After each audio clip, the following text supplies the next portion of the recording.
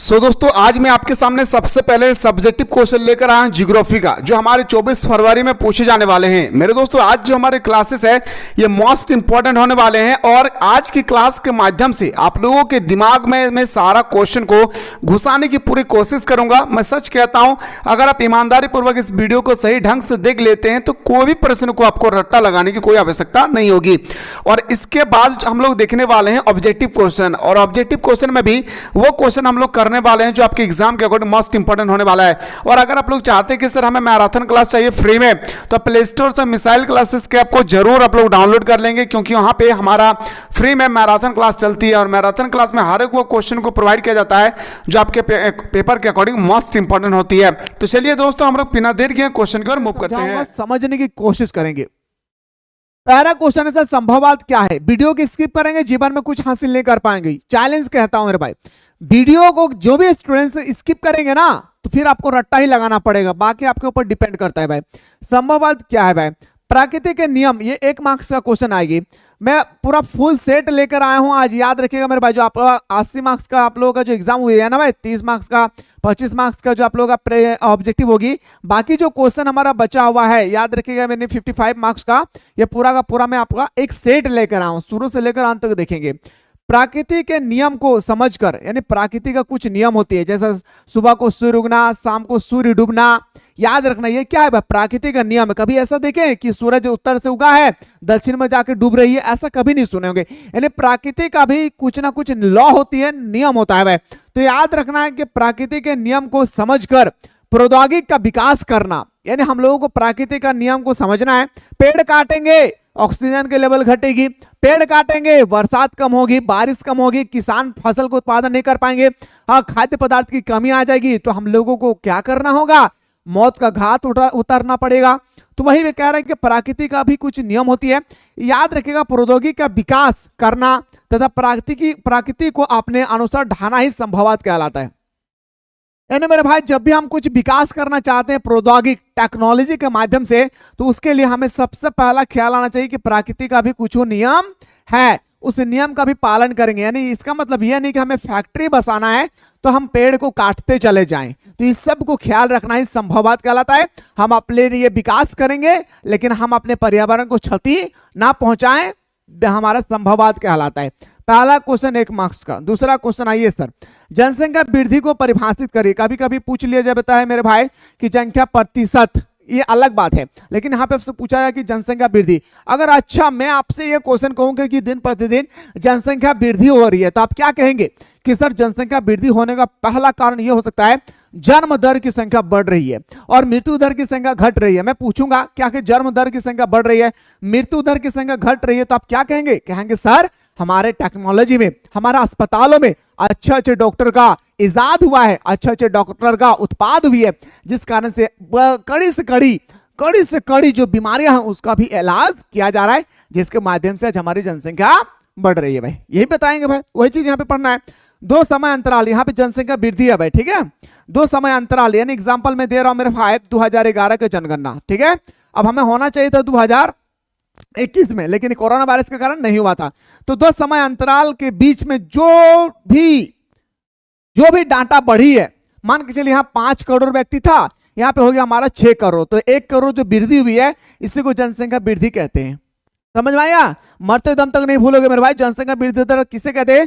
2 समय अंतराल के बीच जनसंख्या में हुए परिवर्तन को जनसंख्या वृद्धि दर कहते हैं। फिर एग्जांपल में दे रहा हूं, 2001 में जनसंख्या हुई थी, फिर 2011 में जनसंख्या हुई है, जनगणना हुई है। इन 2 जनगणनाओं के बीच में जो हमारा जनसंख्या में परिवर्तन हुआ है उसको जनसंख्या वृद्धि दर कहते हैं। बस हो गया मेरा 1 मार्क्स फिक्स। आइए सर अगला क्वेश्चन पाते हैं, गहन कृषि किसे कहते हैं भाई? ओ प्यारे, गहन कृषि किसे कहते हैं? तो गहन कृषि उसे कहते हैं जहां पे मेरे भाई कम जगह होती है, जगह कम होती है, आबादी ज्यादा होती है। आबादी ज्यादा होगी तो हमारा जाहिर सी बात है कि जनसंख्या ज्यादा होने से क्षेत्रफल कम होगी।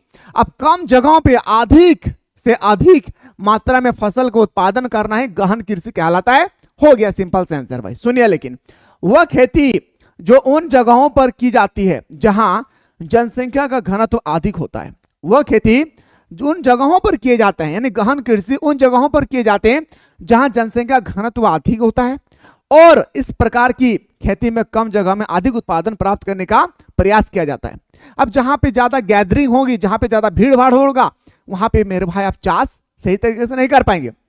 लेकिन क्या रहा है कि हमारा गहन कृषि उसे कहते हैं जहां पे जनसंख्या घनत्व ज्यादा होगा और कम भूमि में जब हम ज्यादा से ज्यादा फसल को उत्पादन करते हैं, यही हमारा गहन कृषि कहलाता है। सिंपल से भाषा में याद रखिएगा भाई। ऑफलाइन के शिक्षक भी इतना बेटर तरीके से आप लोगों को मेरे प्यारे नहीं एक्सप्लेन कर सकता है जो मैं बता रहा हूं भाई, ध्यान से सुना कीजिएगा, ठीक है।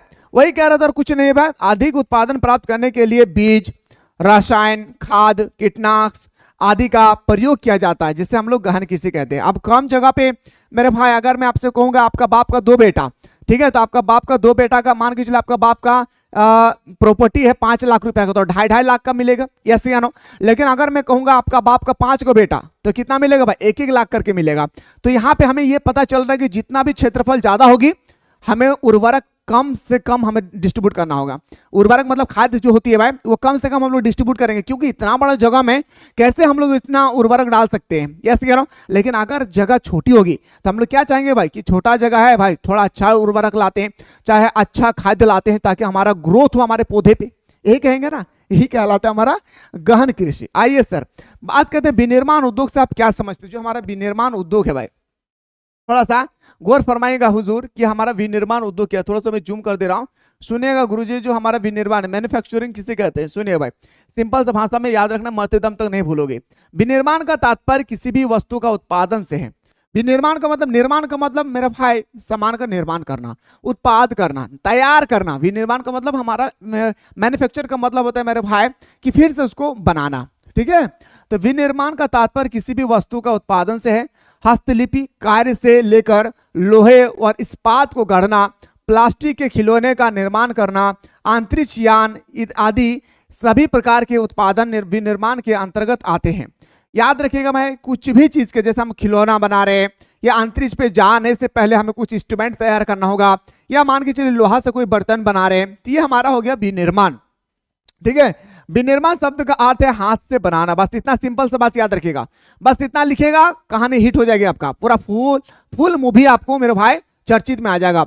याद रखना, विनिर्माण का सीधा सीधा मतलब होता है हाथ के द्वारा बनाया गया वह साधन जिसे हम प्रयोग में लाते हैं, विनिर्माण कहलाता है। कौन बताएगा भाई इतना सिंपल सा, बताइए ना जरा। अच्छा लगे तो शेयर जरूर कीजिएगा। जैसे इंजीनियरिंग उत्पाद का विनिर्माण, याद रखेगा। जैसे इंजीनियरिंग लोग नहीं अपने हाथों से कोई सामान का, टेक्नोलॉजी चीज का आविष्कार करते हैं, अपने हाथों से ही करते हैं ना भाई। तो याद रखेगा, विनिर्माण का शब्द अर्थ होता है हाथ से बनाना। कोई भी सामान को जब हम अपने हाथों से बनाते हैं, जैसे मेरे भाई कुम्हार, जो कुम्हार लोग होते हैं, अपने कुम्हार चाक को घुमा घुमा के मेरे भाई प्लेट तैयार करते हैं। उसके बाद चाय का जो कटोरा होता है भाई, वो तैयार करते हैं, वही हमारा विनिर्माण कहलाता है, ठीक है। आइए सर अगला क्वेश्चन पे आते हैं। पल्लवी बस्ती किसे कहते हैं? ये क्वेश्चन मैंने आप लोगों को कहा था, जो हमारे साथ स्टडी कर रहे हैं, मैंने आप लोगों को बेटर तरीके से समझाया था, और ये भी कहा था कि ये क्वेश्चन आपके पीछा छोड़ने वाला नहीं है। मैंने कहा था पल्लवी बस्ती के बारे में। आइए सर बात करते हैं कि पल्लवी बस्ती क्या। इन बस्तियों का निर्माण जाति व्यवस्था के कारण उत्पन्न सामाजिक अलगाव से होता है। इन बस्तियों में एक से अधिक जाति के लोग रहते हैं। पल्लवी बस्ती उसे कहते हैं जहां पे तरह तरह की जाति के लोग रहा करते हैं। हिंदू, मुस्लिम, सिख, ईसाई, क्रिश्चियन, अलग अलग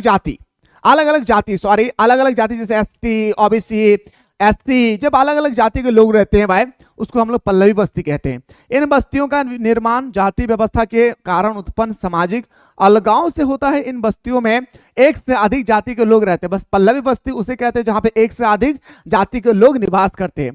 भारत में इस प्रकार की बस्ती का मुख्य रूप से मध्य गंगा मैदान, ये हमें देखने को मिलता है। कहां पे? जो पल्लवी बस्ती है, ये हमें देखने को मिलता है जहां पे हमारा गंगा है। कहां भाई? जहां पे हमारा गंगा है। ओके, गंगा याद रखेगा। विनिर्माण जैसे हमारा निम्न गंगा हो गया मैदान, छत्तीसगढ़ हो गया, एवं हिमालय की निचली घाटियों में पाए जाते हैं। इन बस्तियों को स्थानीय स्तर पर पूर्वा, पन्ना, पाड़ा, पाली, नगला, ढांचा आदि के नाम से लोग जानते हैं भाई। इसको जो है ना पल्लवी बस्ती जो आप लोग देख रहे हैं, इनको अलग अलग नाम से लोग जानते हैं। जैसे अलग अलग नाम कैसे हो सकता है?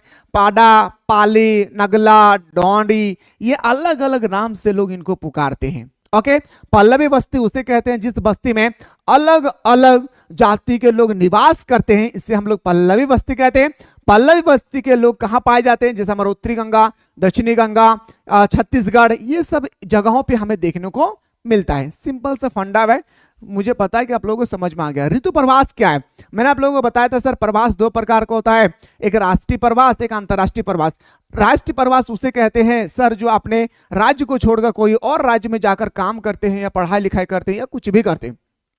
जैसे मैं झारखंड का हूं, मैं बिहार चला गया हूं कमाने के लिए, मैं झारखंड का हूं, मैं चला गया छत्तीसगढ़।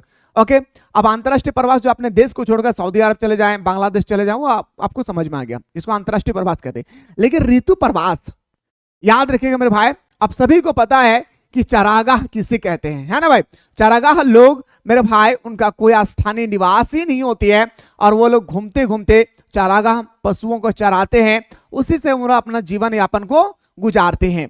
नए चरागाहों की खोज में चलवासी उसे कहते हैं जो चल चल के मेरे भाई पशुओं का पालन पोषण करते हैं। अक्सर हम लोग देखे होंगे हमारे देहात में, अगर आप लोग देखे होंगे तो बताइएगा, जहां पे एक कम से कम मेरे भाई 700-800 बकरी, जिससे ऊन को निकाल कर स्वेटर बनाया जाता है, वैसे बकरी भेड़ को मेरे भाई हम लोग अपने गांव पे देखे हैं गुजरते हुए। और ये लोग क्या करते हैं, घूमते घूमते ये हमारा पशुपालन करते हैं। इसको हम लोग पशु, याद रखिएगा, चलवासी कहते हैं। चलवासी पशुचारक समतल भागों एवं पर्वतीय क्षेत्र में लंबी दूरी तय करती है।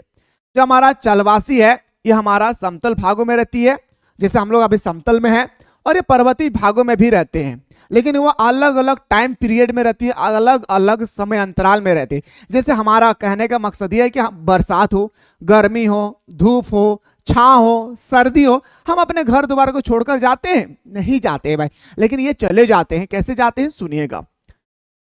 गर्मी में मैदानी भाग से पर्वतीय चरगाह की ओर आते हैं। जब गर्मी की मौसम होती है, बाबू सुनिएगा, जब गर्मी का मौसम होती है तो चरागाह क्या करते हैं, वह मैदानी हिस्सा को छोड़ करके वह पर्वत की ओर लौट जाते हैं।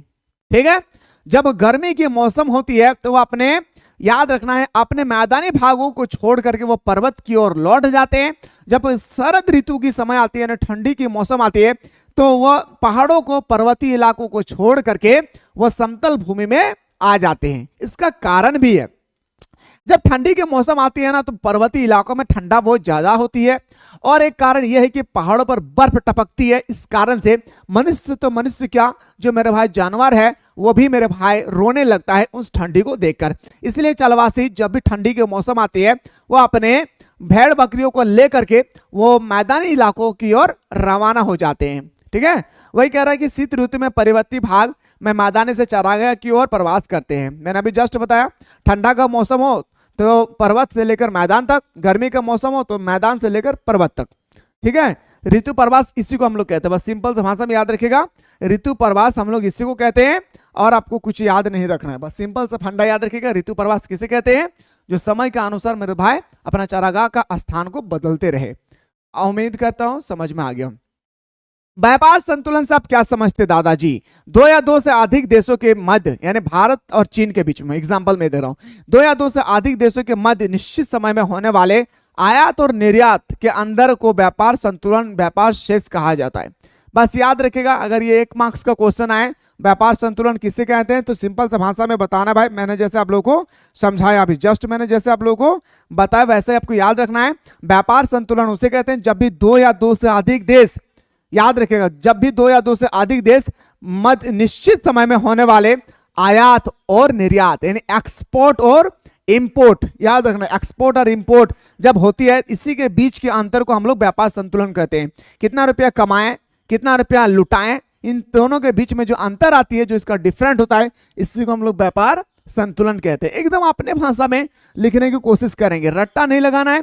मरते दम तक मेरे भाई रट्टा लगाओगे तो जीवन में कुछ नहीं कर पाओगे, इस बात को यकीन मानिए भाई। अब आइए सर, ये क्वेश्चन आपके एग्जाम पे आएगी 3 मार्क्स का, फाइनल एग्जाम में और प्री टेस्ट में। प्रकृति का मानवीकरण को स्पष्ट करें। प्रकृति का मानवीकरण, प्रकृति मनुष्य के साथ कैसे जुड़ा हुआ है, स्पष्ट करना है। मानव भूगोल के मानवतावादी विचारधारा से हमारा तात्पर्य है मानव भूगोल के अध्ययन को मानव के कल्याण एवं उनकी सामाजिक स्थिति के विभिन्न पक्षों से जोड़ना है।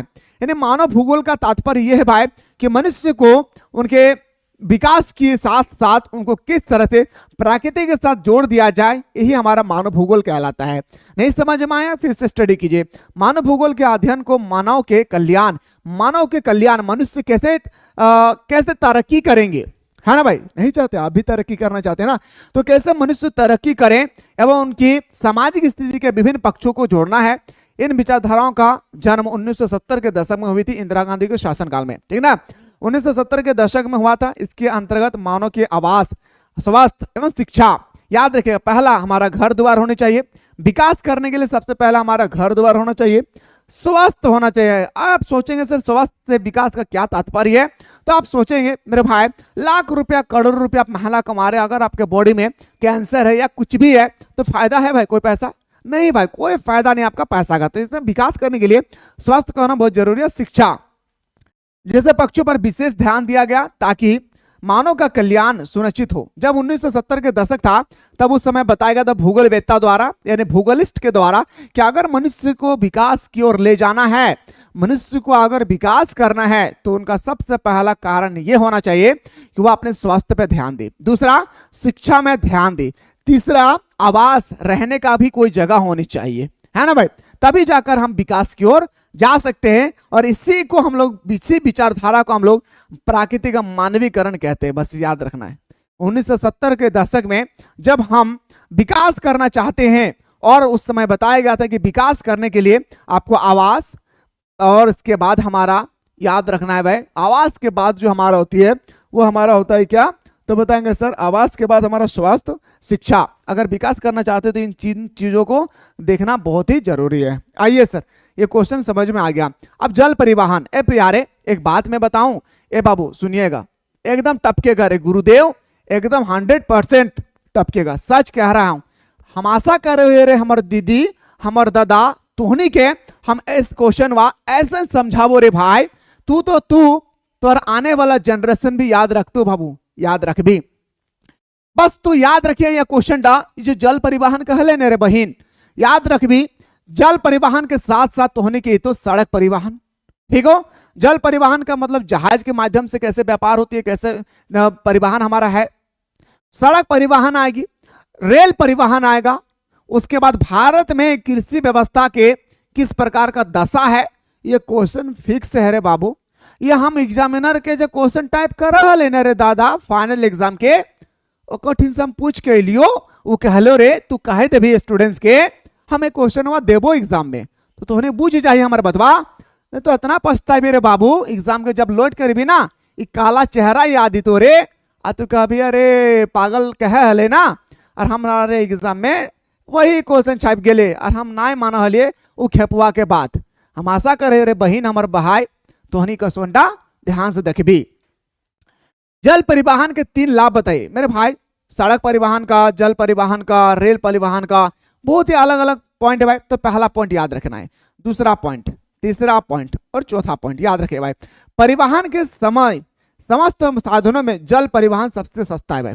आप देखिए, आप जल परिवहन लीजिए, हवाई परिवहन लीजिए, हाँ ना, हेलीकॉप्टर में भी उड़ता है आदमी, जल परिवहन लीजिए, हवाई परिवहन लीजिए, सड़क परिवहन लीजिए, रेल परिवहन लीजिए, इनमें सबसे सस्ता अगर कोई परिवहन है तो हमारा जल परिवहन, ना पेट्रोल की आवश्यकता ना और कुछ, याद रखिएगा, ठीक है।